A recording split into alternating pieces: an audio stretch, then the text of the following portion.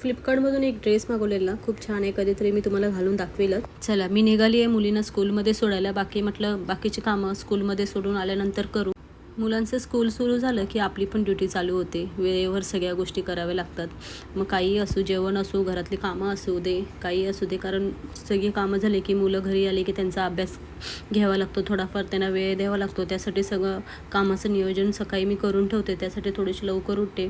सकाळी लवकर उठल्याने कामं पण वेळेवर होतात, सगळ्या गोष्टी वेळेवर होतात आणि निवांत आपल्याला वेळ भेटतो. कुठे जायचं असेल, काही दुसरं काम असेल तर वेळ भेटतो त्यातून. इथे माझी सगळी कामं झालेली, लादी भांडी जेवण सगळं झालेलं. फक्त देवपूजा माझी बाकी होती. म्हटलं मुलांना स्कूलमध्ये सोडून आली की निवांत देवपूजा करेल, कारण मला देवपूजा करायला थोडा टाईम जातो. 1 तास तर हमखास जातो आणि त्याशिवाय माझं काही नाश्ता पाणी काहीही होत नाही. देवपूजा झाली की निवांत बसायचं, चहा पाणी सगळ्या काही गोष्टी आहेत, नाश्ता वगैरे त्या सगळ्या गोष्टी करायचा. पण नंतर पूजा झाल्यानंतर 11च्या आत मला सगळी कामं कंप्लीट करावं लागतात. जी काही छोटी मोठी बाकी उरलेली असतात कामं, माझ्या पण नाश्त्यापासून जी काही कामं असतात ती सगळी मला 11च्या आत मला पूर्ण करावं लागतात. कारण बारकीला आणायला जावं लागतं 11 वाजता. मग तिला घेऊन यावं लागतं, कारण ती आली की तिला पटकन भरवायचं असतं. आल्या तिला झोपा येतात. बारकी माझी स्कूलमध्ये टिफिन खात नाही. मला सांगते मम्मा हे पाहिजे ते पाहिजे, पण स्कूलमध्ये टिफिन अजिबात खात नाही.